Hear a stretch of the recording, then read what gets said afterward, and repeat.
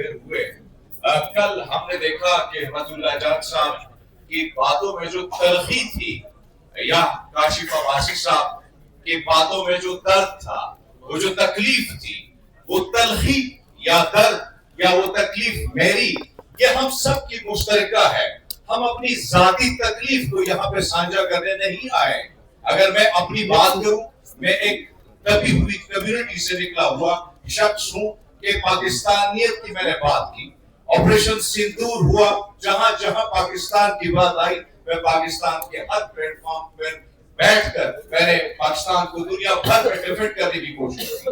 لیکن مجھ پر غداری کے, بغاوت کے, صوبائیت پھیلانے کے مجھ پر جو ہے مقدمے ہوئے.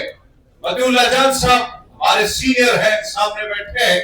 میں ان کے ساتھ کافی عرصہ سپریم کورٹ کی بیٹ میں شامل ہوا ہوں. کبھی میں نے ان کو ایک سگریٹ پیتے ہوئے نہیں دیکھا, لیکن ان پر منشیات کا ایک بھونڈا قسم کا جو ہے وہ ایک مقدمہ درج کر لیا گیا. میں خوش نصیب سمجھتا ہوں اپنے آپ کو کہ میں بھی ان لوگوں میں شامل ہوں جن میں خان پاچا خان, عبدالولی خان, فاطمہ جناح صاحبہ, دیگر ایسے لوگ جن پر غداری کے سرٹیفکیٹ ان کو بانٹ دیے گئے, تو ان میں سے مجھے بھی شامل کر لیا گیا. آج مجھے آفر ہوں میں, میرے یوٹیوب چینل اڑا دیے گئے ہیں, میرے پاس انکم کا میرا والد, میرے فیملی میں کوئی نہ سرمایہ دار ہوں نہ جاگیردار ہوں. اپنا جو کام ہے وہ صحافت ہے, وہ نہ بچھونا ہی صحافت ہے.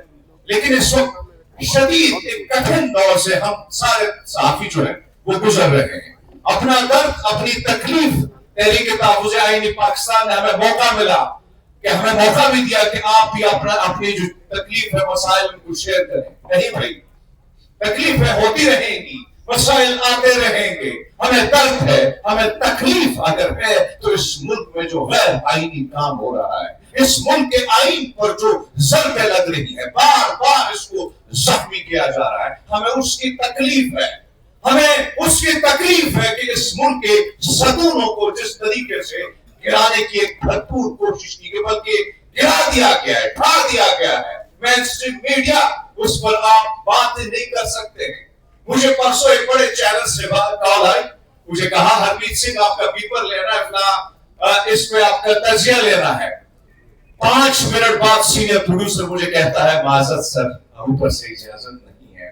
اس کے بعد ایک پروگرام کے لیے مجھے آفر آتی ہے کہ ہرمیت سنگھ صاحب آپ آئیں اس پروگرام میں شرکت کریں.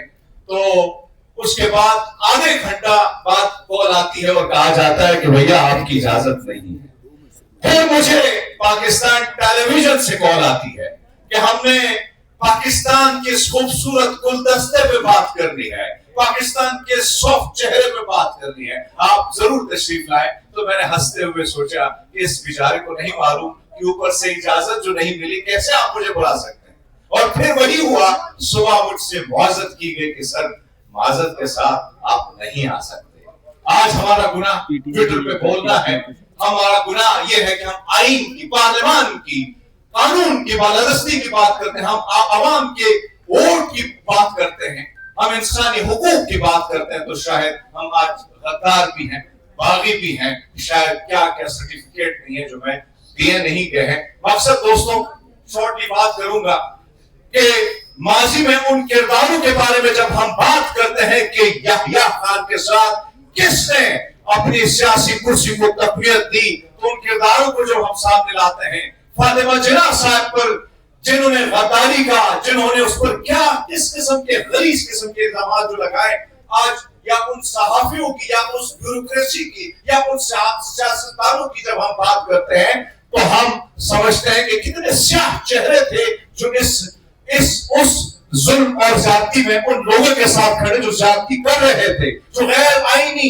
غیر قانونی کام میں ساتھ دے رہے تھے. لیکن آج بھی وقت ہے, آج بھی یہ ٹائم ہے کہ ہم سوچ لیں, پھر ایسا نہ ہو کہ دور گزر جائے اور ہمارا چہرہ ہمیں خود بھی بدگمار لگے کہ ہم کہاں کھڑے تھے. تو یقیناً آپ وہاں کھڑے ہو जब इस मुल्क की आइन की बात हो, जब इस मुल्क के पार्लियामान की बात हो, जब इस मुल्क के वोट की इज्जत की बात हो, जब आप वहां खड़े होंगे, यकीनन ये छोटी मोटी मुश्किलें, क्योंकि रिज़्क का वादा मेरे रब ने किया है, काहे रे मन चितवे उदम जा आहर हर चीज परया, सेल पत्थर में जन तो पाए ताका रिज़्क आगे करता लिया।